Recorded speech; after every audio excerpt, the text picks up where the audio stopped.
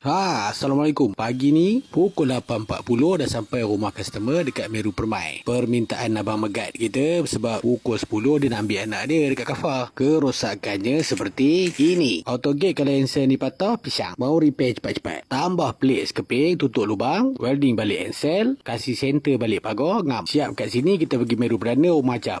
Udah sampai. Udah lama dia kabur. Suruh tukar besi penutup longkang depan ni. Malam pagi dia usungnya Pak Su naik motor, tunjukkan Pak Su pun ambil ukuran. So hari ni kita datang buat. Cerita penutup longkang ni bukan sikit-sikit punya kerja. Benda kecil je 1.5 kali 2. Tapi nak mengadunya satu hari. Ini barang dia punya nama custom. Tak ada SOP. Dalam buku tak ada ajar. Otak kena jalan. Kena mikir. Tambah-tambah pula laluan yang dia duduk adalah laluan tayar kereta. Keluar masuk. Kalau tak betul kukuhnya, hari ni buat, esok reban. Itu semua masalah lah. Yang penting kita mula dengan bismillah. Usaha pada kita, yang jadi tak jadinya Allah Ta'ala yang tetapkan. Janganlah kau berbelagak. Kalau jadi, jangan lupa sebut Alhamdulillah. Kalau tak jadi, banyak-banyaklah astagfirullah. Lepas tu buat balik.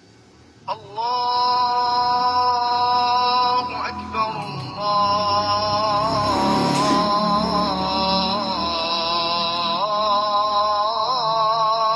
Allahu Akbar. Okey, berhenti solat Zuhur. Lepas Zuhur kita sambung. Lepas Zuhur owner datang, nampak dia tutup je kamera aku. Aku marah kan dia tak bayar pula. Masa ada owner kat rumah ni, Pak Su pun buat laju-laju lah, tunjuk rajin. Lepas tu tunjuk macam banyak kerja. Baru sedap nak cas sekejap lagi.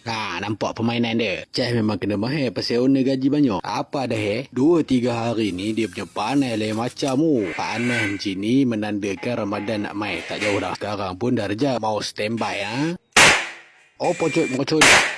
Masa proses nak mengecat, berada jiran kepada Acap ni, seorang otai welder. Dia bekerja dengan Abang Musyik kita. Hari ni dia cuti. Sambil mengecat, layan dia menyembang. Sedikit sebanyak dapat ilmu. Okey, sudah siap. Inilah dia. Alhamdulillah. InsyaAllah. Semoga tak ada masalah. InsyaAllah. Like, komen, share. Kalau suka video ni, kasih jatuh lu punya kepala.